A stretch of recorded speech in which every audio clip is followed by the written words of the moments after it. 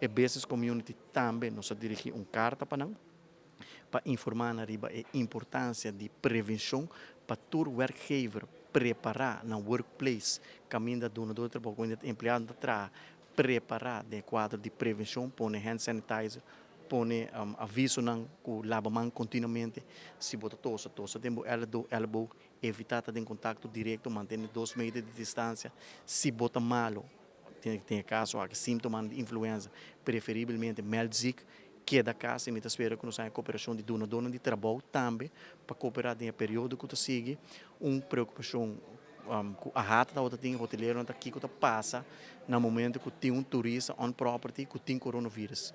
Que é protocolo que tem que procedura que nós temos que seguir, por exemplo, se nós aqui que agora assim na Tenerife, na shutdown full hotel, será full hotel não é podrente não é possível. Nós não que chega na extremo na Aruba e também é importante para nós ter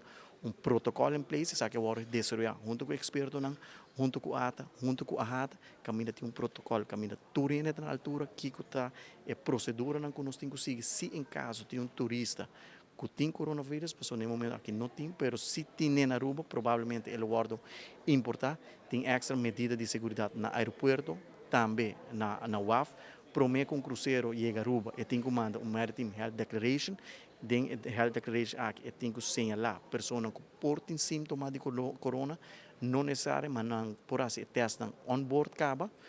cumprindo que protocolo, se tem pessoas que têm coronavírus, e acaba nós, desde como país, como governo, o cruzeiro aqui não pode dock na Aruba, não pode chegar, nós não vai aceitar nenhum barco cruzeiro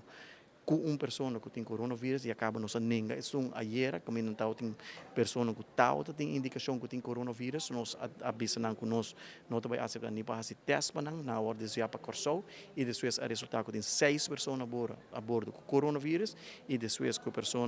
pessoa que agora que teste resultado positivo, a pessoa em condição a empeorar, na verdade, mas não pede assistência na Aruba, nós sabemos que nós não podemos dar assistência, porque nós mesmos temos beperking de capacidade, nós estamos uma isla chiquita, nós está, bota mira países grandes, de maneira Itália, China, América, Holanda, Inglaterra, está confrontar com o problema na compra dele que a situação para sobrar, bom nunca por antecipar, com sério, com grande problema, por vir algo sim que o profissional mesmo a remarcar está com o positivo, está com o clima que nós está vivo, temperatura arriba 27, 28 graus, e vírus está mudo, roupa